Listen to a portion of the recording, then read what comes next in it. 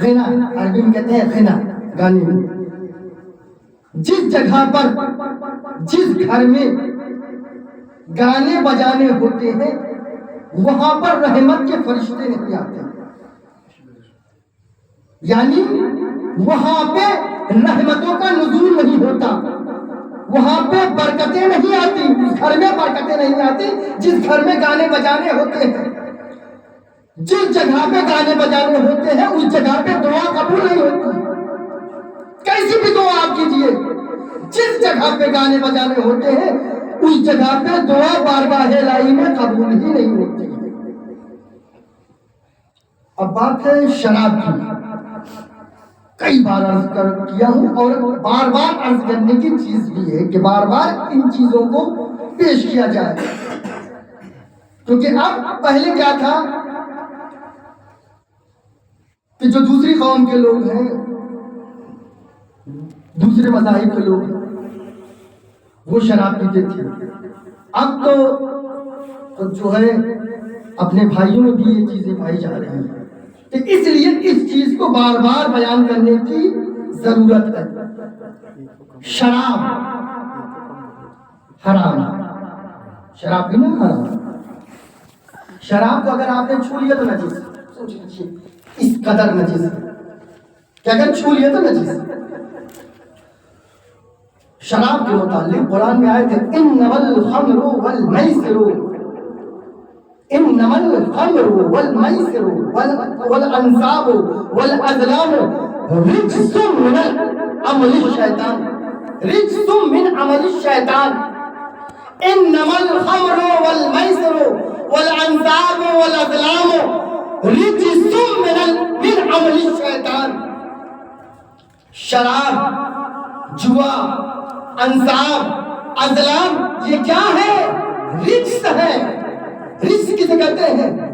نجاست، پلیدی، کفر، شرک، گناہ، یہ کیا ہے؟ یہ ہے رجس۔ کہ یہ تمام چیزیں کیا ہے؟ شراب، جوا، یہ ہے رجس۔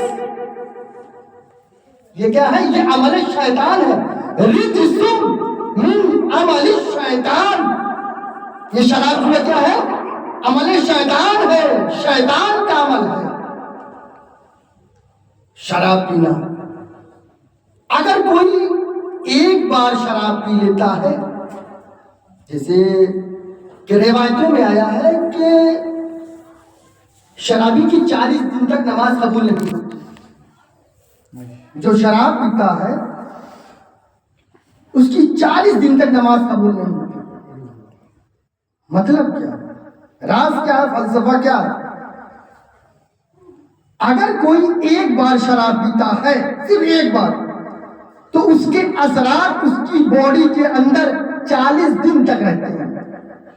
ایک مرتبہ ہی پیا لیکن اس نجاست کا اثر، اس شراب کا اثر باڈی کے اندر 40 دن تک رہتا ہے۔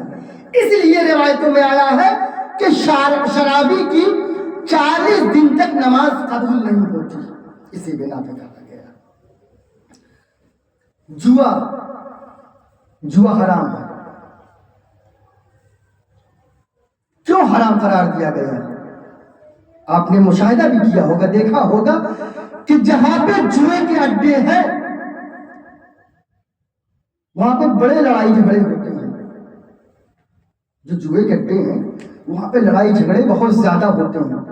جوئے کو اس لیے حرام قرار دیا گیا کیونکہ یہ فساد کا سبب ہے، فساد کی وجہ سے جوئے کو حرام قرار دیا گیا۔ محرمات میں سے ایک یہ ہے قطع رحمی، اپنے رشتہ داروں سے، ارحام سے، رشتہ داروں سے کیا؟ قطع تعلق رکھنا،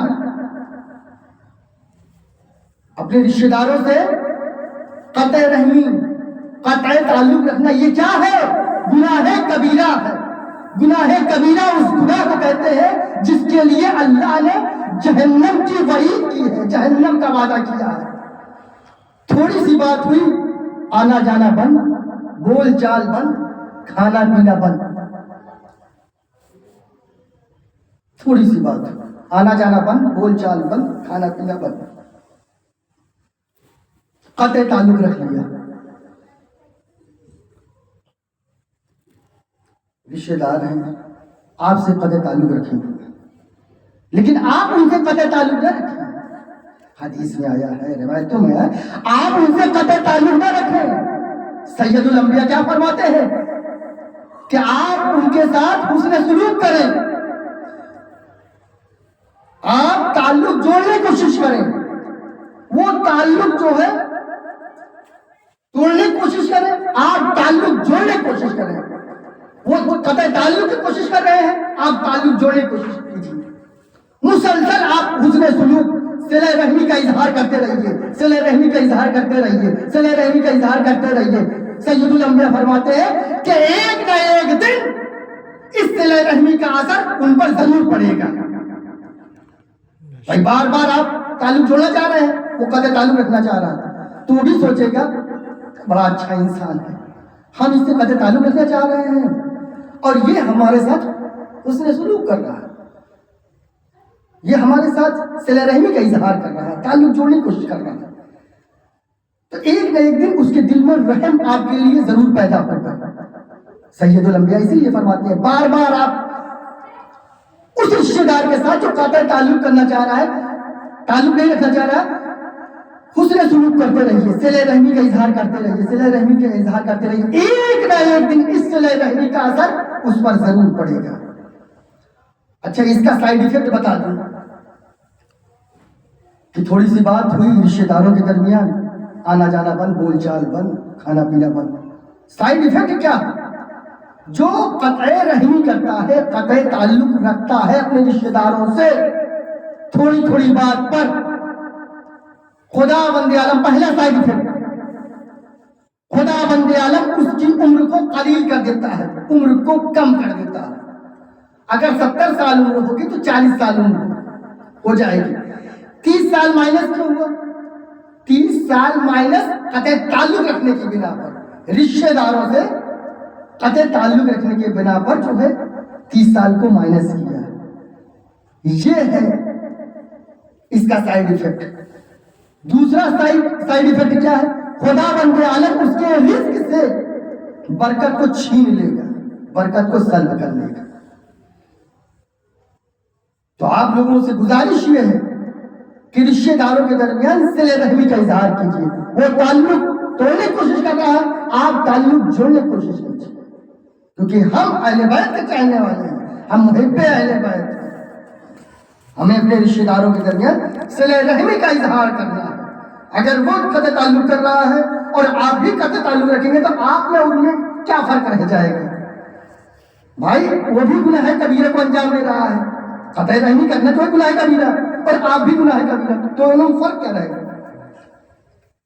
تو وہ قطع تعلق رکھنا چاہ رہا ہے تو آپ صلہ رحمی کا اظہار کیجیے. تو تقویٰ کسے کہتے ہیں؟ واجبات کو ادا کرنے, محرمات سے پرہیز کرنے کا نام تقویٰ ہے. واجبات کیا ہے؟ نماز, روزہ, حج, زکات, خمس. اب بات آتی ہے نماز کی. روز محشر جس عمل کے بارے میں سب سے پہلے سوال کیا جائے گا وہ ہے نماز. اگر نماز قبول ہو گئی تمام اعمال قبول ہو جائیں گے. اگر نماز رد کر دی گئی, اگر نماز رد کر دی گئی تو تمام اعمال رد کر دیے جائیں گے. اس کا مطلب تمام اعمال کا دار و مدار کس پر ہے؟ نماز پر ہے. نماز قبول, تمام اعمال قبول. نماز رد کر دی گئی تو تمام اعمال رد کر دیے جائیں گے. بسم اللہ الرحمن الرحیم. قل هو الله احد الله الصمد لم يلد ولم يولد ولم يكن له كفوا احد.